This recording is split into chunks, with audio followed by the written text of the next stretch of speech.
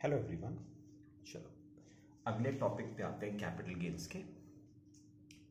अच्छा, आज जो हम टॉपिक डिस्कस कर रहे हैं ना, उस टॉपिक का नाम क्या है? Transactions not regarded as transfer.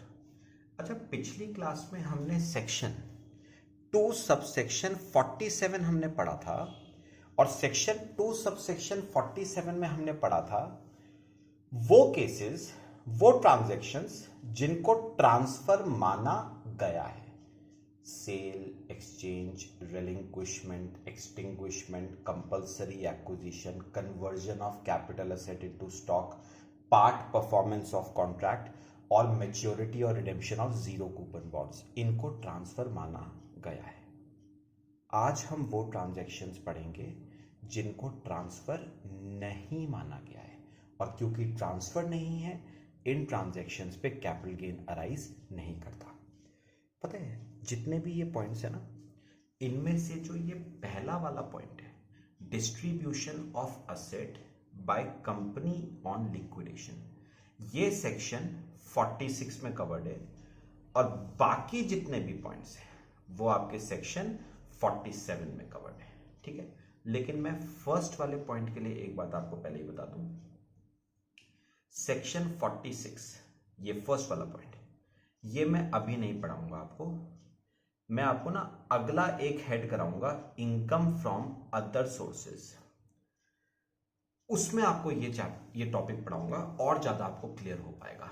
ठीक है, तो अभी फर्स्ट वाला पॉइंट, ये वाला पॉइंट अभी फिलहाल के लिए इसे छोड़ देना। मैं income from other sources chapter जब कराऊंगा, इस पॉइंट पे दोबारा से आएंगे। बाकी पॉइंट्स करना शुरू करते हैं। देखो, अच्छा, अब ना जो बी वाला पॉइंट है वो क्या है? डिस्ट्रीब्यूशन ऑफ, ये ऑफ है आपका, distribution of capital assets on partition of HUF. ध्यान से मेरी बात समझनी है, एग्जांपल के साथ समझते हैं। देखो,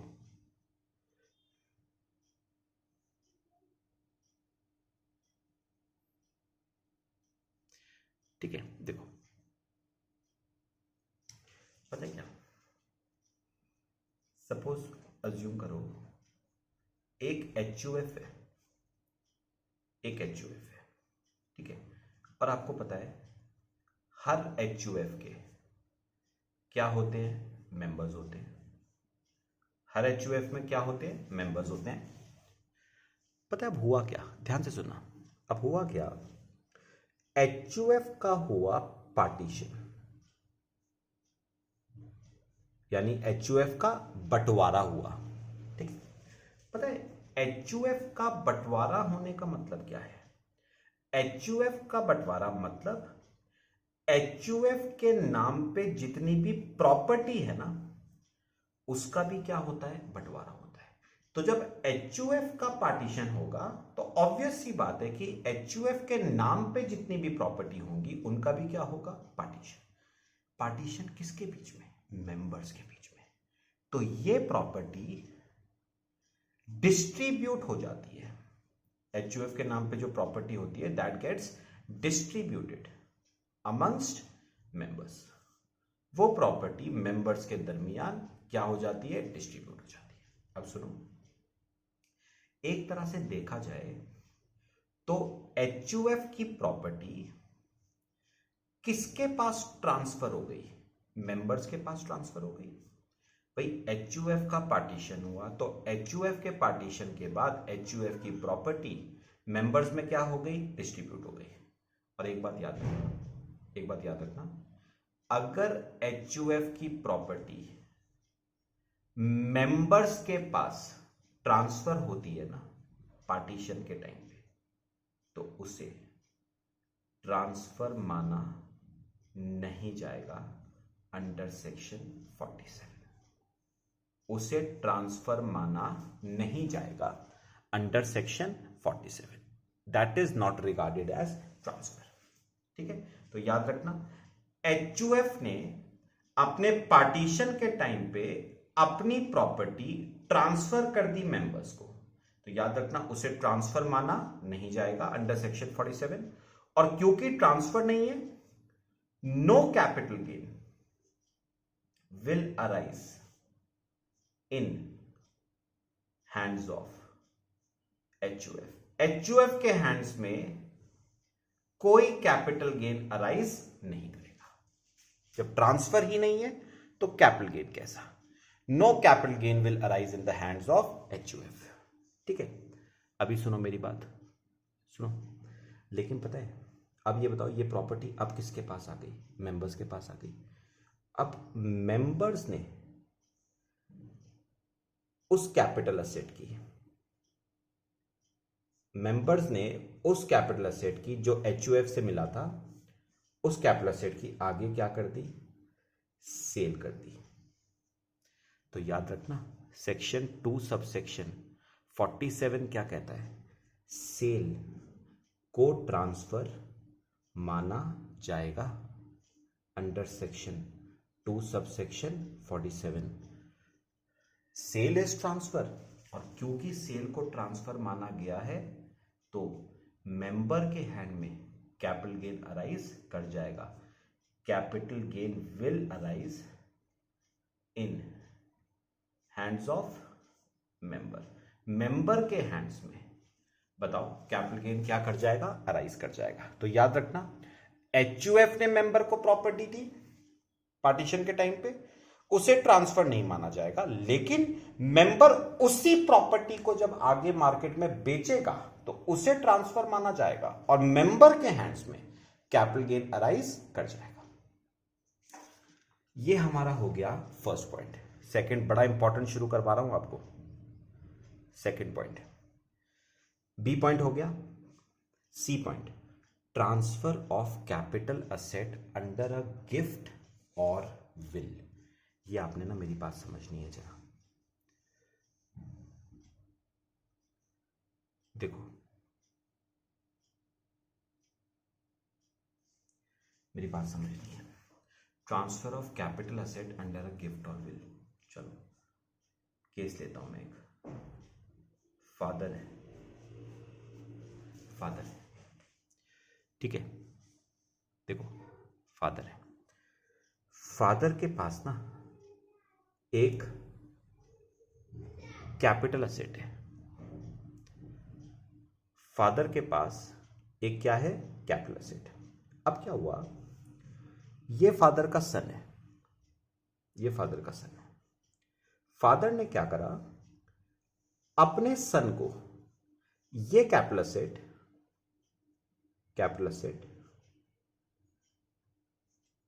गिफ्ट कर दिया। ठीक है, फादर ने अपने सन को ये कैपिटल असेट क्या कर दिया? गिफ्ट। या में भी हो सकता है, या में भी हो सकता है फादर की डेथ के बाद सन ने ये कैपिटल असेट फादर से क्या कराओ? इनहेरिट, वसीयत के थ्रू, विल के थ्रू इनहेरिट किया हो। याद रखना, अगर कैपिटल असेट गिफ्ट के थ्रू ट्रांसफर होता है, ध्यान से सुनना, अगर कोई कैपिटल असेट गिफ्ट के थ्रू ट्रांसफर होता है या विल के थ्रू ट्रांसफर होता है बाय वे ऑफ इनहेरिटेंस, तो याद रखना उसे ट्रांसफर माना नहीं जाएगा। और क्योंकि ट्रांसफर नहीं है, फादर के हैंड्स में कैपिटल गेन अराइज नहीं करता है। No capital gain in hands of father. Father के हैंड्स में कैपिटल गेन अराइज नहीं करेगा। लेकिन वही कैपिटल असेट जब सन आगे बेचेगा, वही कैपिटल असेट जब सन आगे बेचेगा, तो याद रखना सेल को क्या माना गया है? सेल को तो ट्रांसफर माना जाता है, सेक्शन 2 सबसेक्शन 47 में से ट्रांसफर माना जाएगा और सन के हैंड्स में कैपिटल गेन अराइज कर जाएगा। Capital gain will arise in hands of son. ठीक है, very very important point, important point है बहुत। ये काफी यूज होता है क्वेश्चंस में जब हम करेंगे।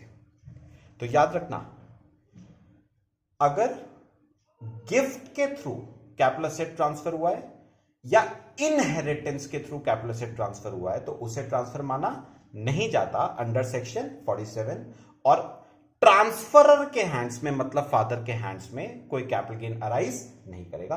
हाउएवर सन जब उस कैपिटल असेट के आगे सेल करेगा तो सेल को ट्रांसफर माना गया है सेक्शन 247 में, और क्योंकि ट्रांसफर है तो कैपिटल गेन अराइज करेगा इन the hands of sun.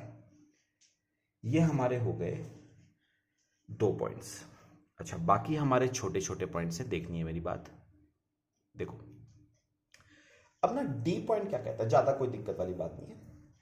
Transfer of capital asset by holding company, by holding company to 100%, important बात है, subsidiary company provided transferee company is an Indian company. चलो क्या मतलब है समझते हैं इसका। देखो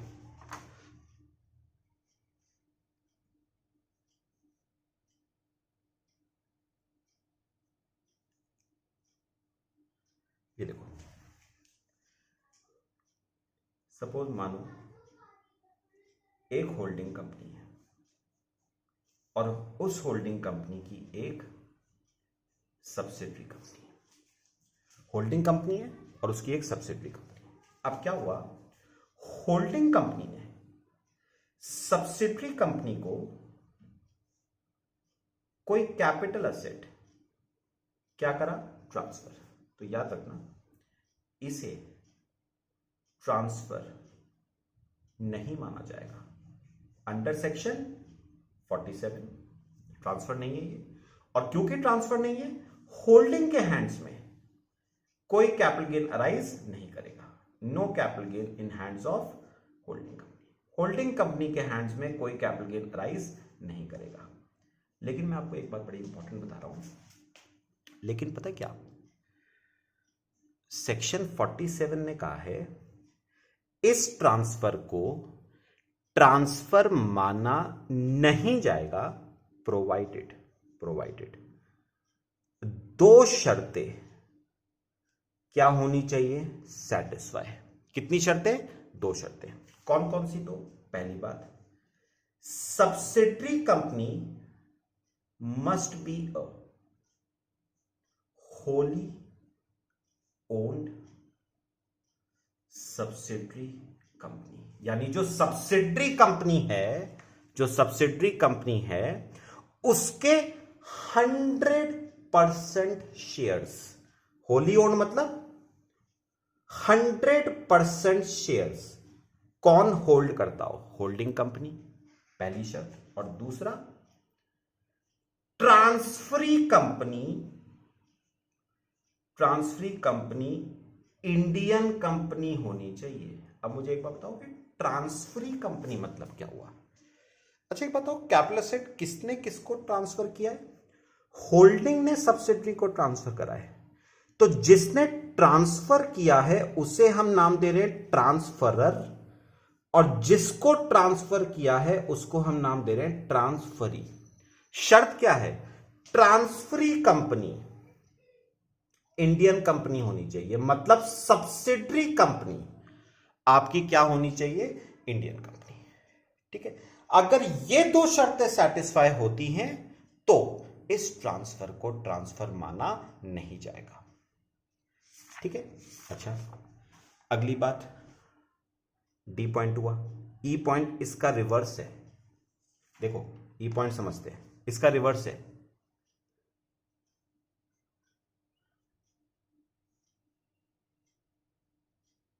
ई पॉइंट इसका रिवर्स है। देखो अब क्या है, फिर से मैं लिख रहा हूं, होल्डिंग कंपनी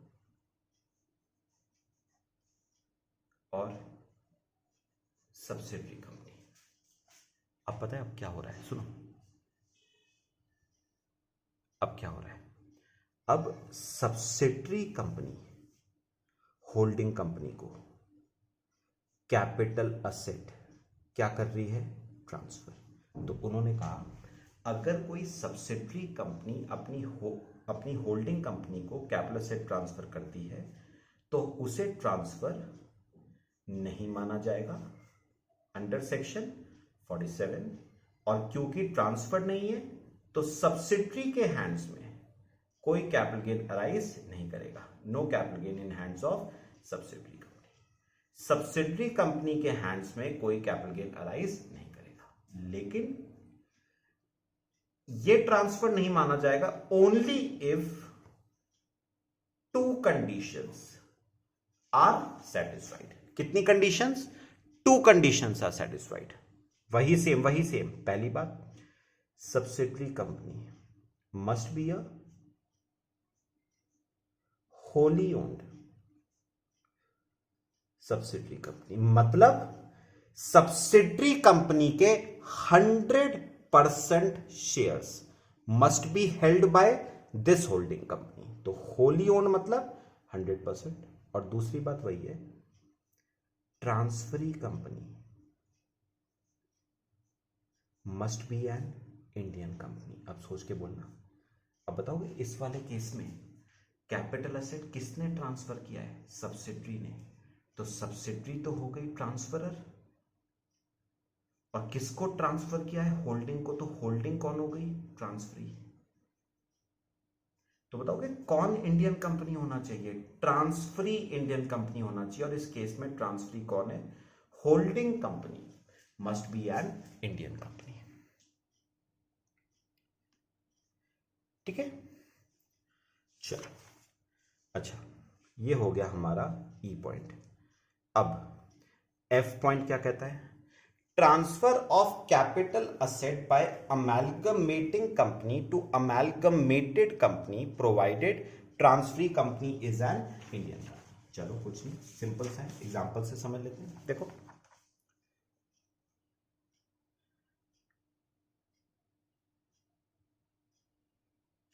चलो एग्जांपल से समझते हैं। देखो देखो, सपोज एक कंपनी है ए लिमिटेड और एक कंपनी है बी लिमिटेड।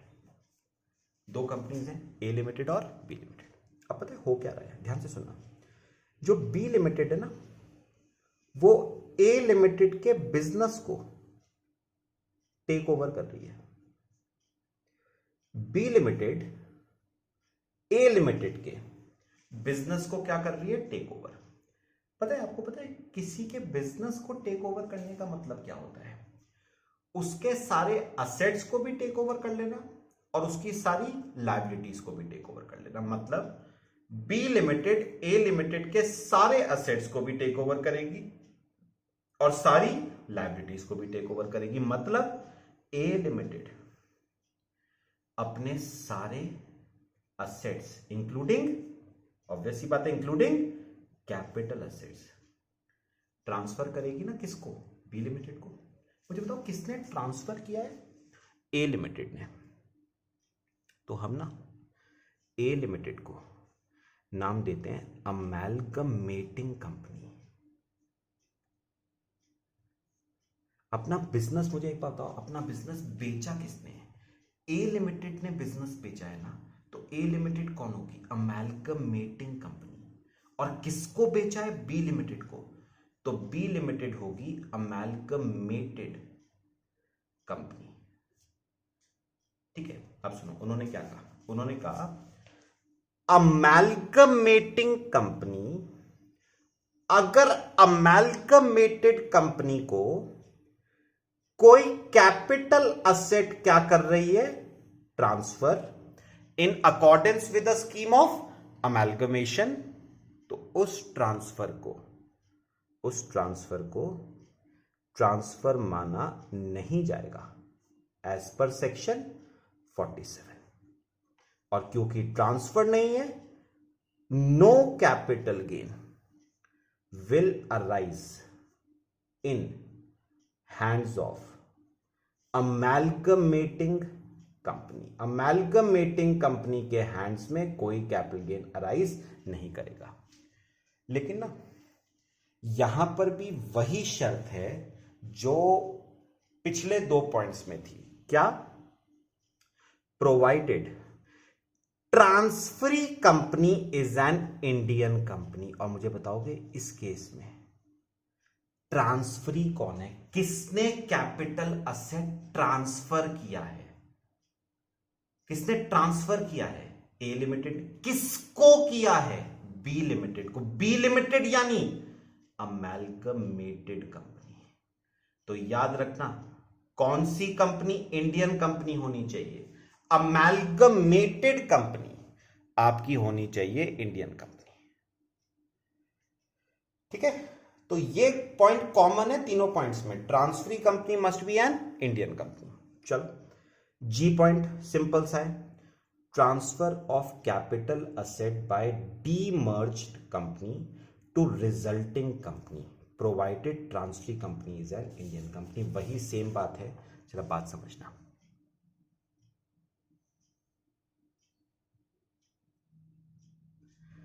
देखो मेरी बात पता है अपना, शायद आपने ये सुना हुआ हो, दो कंसेप्ट्स होते हैं, एक होता है मर्जर और एक होता है डीमर्जर। मर्जर पता है क्या होता है? मर्जर होता है जब दो कंपनियां मिलके एक कंपनी बनाती है, दैट इज डीमर्जर। तो ए लिमिटेड और बी लिमिटेड मिलके एक कंपनी बना रही है C limited, this is merger. Demerger मतलब एक कंपनी जब स्प्लिट होती है दो कंपनीज में, तो that is known as demerger. जैसे मैं अगर आपको एग्जांपल दूं, एक कंपनी थी ए लिमिटेड, वो स्प्लिट हो गई into two companies, X limited and Y limited, X limited and Y limited. ठीक है, अब पता है जो कंपनी स्प्लिट हुई है ना, उसे हम नाम देते हैं डीमर्ज्ड कंपनी, और जिसमें स्प्लिट हुई है उसे हम नाम देते हैं रिजल्टिंग कंपनी। तो अब मुझे एक बात बताओ, जब एक कंपनी दो कंपनीज में स्प्लिट होगी तो क्या होगा? सोचो, इस कंपनी के कुछ कैपिटल असेट्स ए लिमिटेड को ट्रांसफर हो जाएंगे, एक्स लिमिटेड को ट्रांसफर हो जाएंगे, और ए लिमिटेड के कुछ कैपिटल असेट्स वाई लिमिटेड को ट्रांसफर हो जाएंगे, है ना। लेकिन इस ट्रांसफर को ट्रांसफर माना नहीं गया है अंडर सेक्शन 47। शर्त वही है, बताओ क्या? Transferee company must be an Indian company. और मुझे एक बात बता दो अपने आप, transferee company must be an Indian company, अपने आप बता दो। इस केस में ट्रांसफरर कौन है? डीमर्ज्ड कंपनी। और ट्रांसफरी कौन है? Resulting company. तो कौन सी कंपनी इंडियन कंपनी होनी चाहिए? Resulting company must be an Indian company. ठीक है, ये हमने ना टोटल आपके 6 पॉइंट्स हमने करे, बाकी हम नेक्स्ट लेक्चर में कवर करते हैं। Thank you.